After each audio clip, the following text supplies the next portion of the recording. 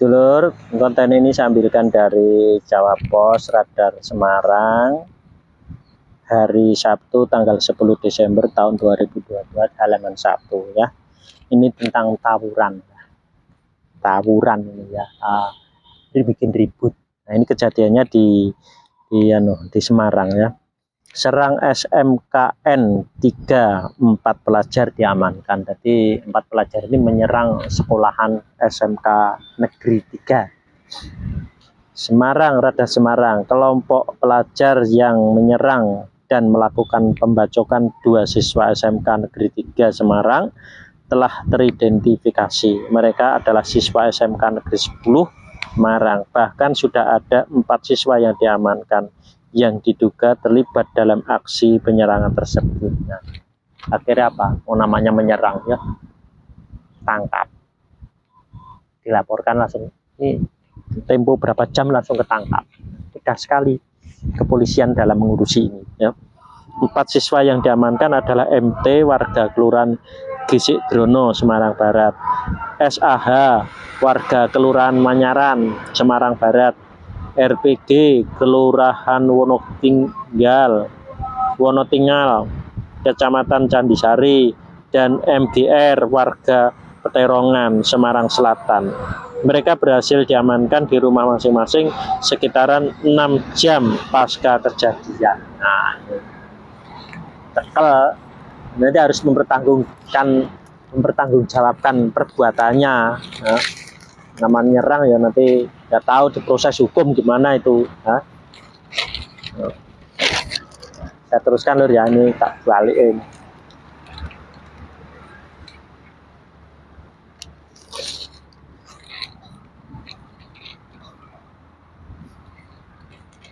Ada 4 pelajar yang ikut melakukan penyerangan ke SMK 3 dan statusnya masih siswa SMK Negeri 10. Mereka membawa senjata tajam, celurit, dan pisau badik.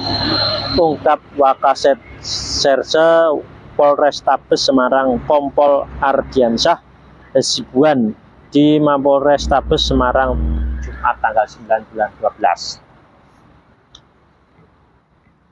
Penyerangan dan pembacokan ini 2 SMK Negeri 3 Semarang mengalami luka sabetan senjata tajam, masing-masing WW 16 luka robek bahu kiri, kemudian FR 16 luka goresan di pergelangan tangan. Keduanya warga kota Semarang, langsung dilarikan ke RS Rumani, hanya rawat jalan.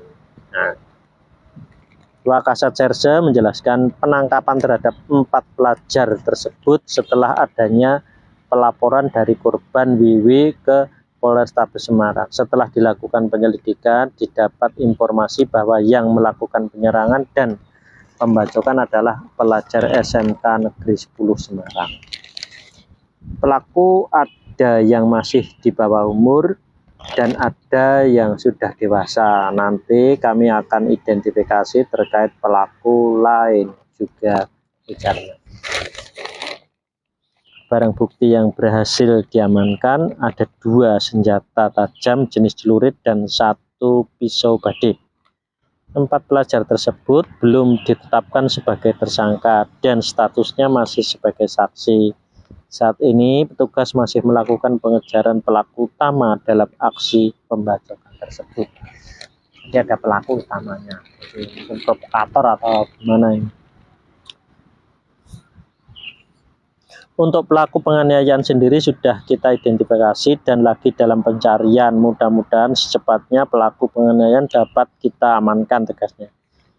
Keempat pelajar tersebut akan dijerat pasal 351 KUHP dan pasal 2 ayat 1 Undang-Undang Darurat nomor 12 tahun 1951 dengan ancaman hukuman paling lama 10 tahun penjara. Nah, apa ndak rugi? Umpama langsung kena hukuman 10 tahun, gitu ya. Karena ini adalah anak yang berhadapan dengan hukum, nanti pakai sistem peradilan anak. Kita tetap nanti berkoordinasi dengan Bapas, katanya.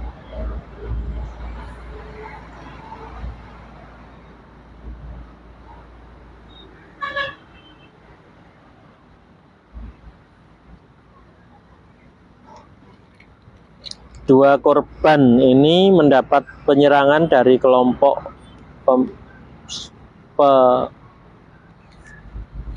kelompok pelajar SMK Negeri 10 Semarang.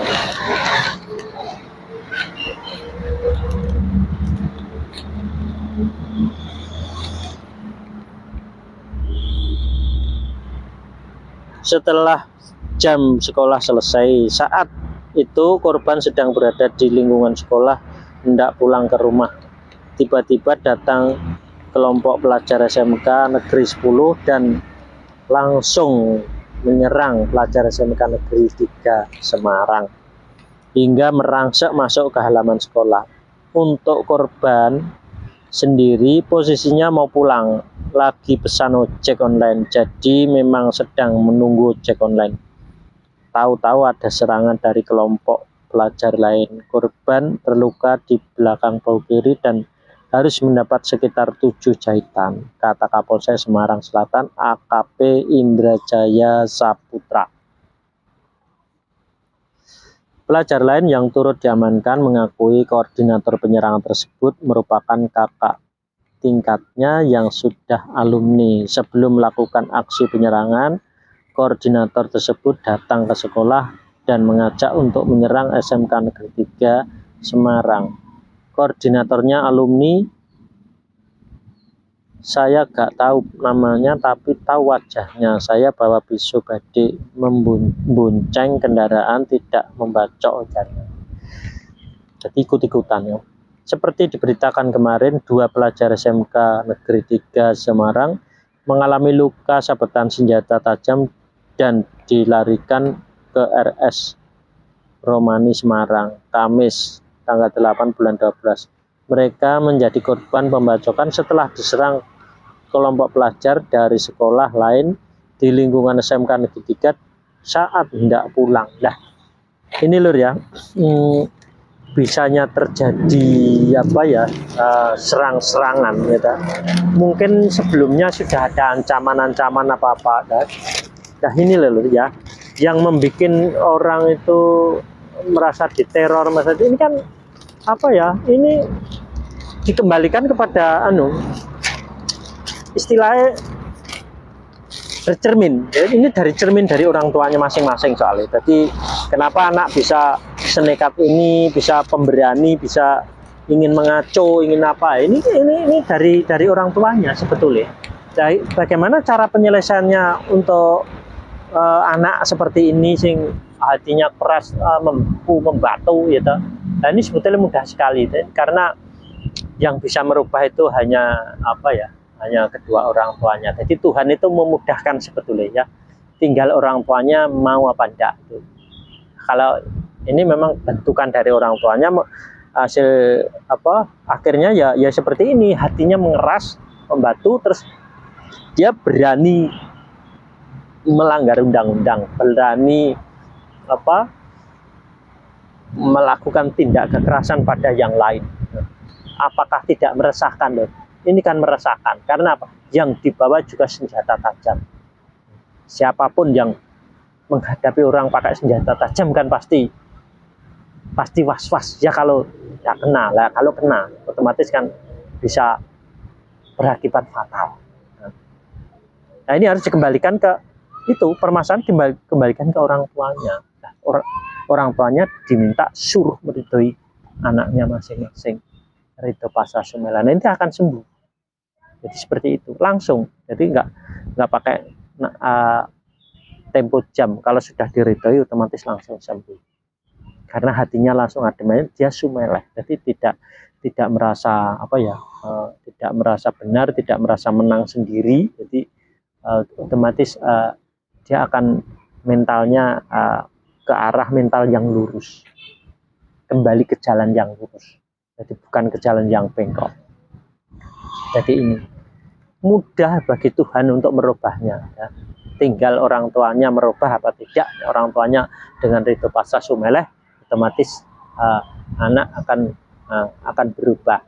Ini mungkin ya, ini karena orang tuanya berkata apa itu, jadi menimbulkan anaknya itu semakin berani, karena anak selalu diatur-atur ini. Ini sebetulnya anaknya jadi pembangkang. Nah, karena anak diatur-atur. Itu orang tua selalu khawatir, selalu ngatur-ngatur. Jadi seperti itu. Jadi kalau tahu konten ini, coba ditanya aja ini orang tuanya ngatur apa tidak. Kan diatur-atur. Saya nebak seperti ini karena saya tidak bohong. Tanya aja sama orang tuanya. Orang tuanya ngatur-ngatur. Jelas. Akhirnya anaknya jadi malah berontak. Nah ini akhirnya hatinya keras, hatinya terbentuk dengan kaku, dengan bentar-bentar marah, ya adalah. Ini sama orang lain aja kerasnya seperti ini, sampai berani. Ini latihan untuk bacok, latihan untuk apa? Tidak ada rasa kasihan sama siapapun, tidak ada rasa belas kasihan. Otomatis nanti kan akhirnya apa? Kalau kehidupannya seperti ini kan saling tidak ada rasa belas kasihan. Nah kalau semuanya menggunakan teori Ridho Pasca Sumeleh sama kedua orang tuanya masing-masing, nah itu nanti antara satu dengan yang lain sama-sama belas kasihan. Jadi tidak ada gangguan lagi nanti. Tinggal orang tua ini mau merubah apa tidak. Seluruh orang mau merubah sikap apa tidak dengan Ridho Pasca Sumeleh. Kalau mau menerapkan Ridho Pasca Sumeleh, ya otomatis nanti orang akan berubah menjadi hatinya dingin, jadi hatinya tidak keras. Gampang sekali sebetulnya ya, untuk menyelesaikan permasalahan. Itu tidak sulit. Ini bagi undang-undang paling dipidana, gitu. Tapi ini bagi yang Maha Kuasa nggak usah pidana. Oh ini apa hati yang keras ini termasuk ini pidana. Diganjar jelek ini sebenarnya dipidana, disiksa. Sebetulnya orang disiksa karena ucapan-ucapan orang tuanya. Sebetulnya menyiksa orang tuanya kan malu. Jadi seperti itu. Jadi orang tuanya kan tidak bisa mendidik kan gitu. Kembali ke orang tuanya. Jadi semua kelakuan anak itu cermin dari kedua orang tuanya. Nggak tahu sing bapaknya apa ibu. Mungkin salah satu atau kedua-duanya gitu. Cermin, jadi istilahnya orang bercermin lah. Di cermin itu ketawa kan, di cermin juga ketawa. Di cermin marah kan otomatis cerminnya marah. Orangnya apa? Terus pokoknya seperti orang bercermin itu hasilnya. Senyum ya di cermin senyum. Jadi gitu. Nah, ya, orang yang bersengut otomatis di cermin bersengut. Orang yang jelek otomatis di cermin jelek, orang yang baik di cermin baik, kan gitu. Itu cermin dari kedua orang tuanya. Nah, bagaimana agar bisa kembali ke jalan yang terbaik? Ya udah Ridho Pasca Sumeleh, nanti cerminnya jadi baik. Selain itu nggak bisa. Ya. Kalau dituturi tetap nggak bisa. Nah gitu lur ya.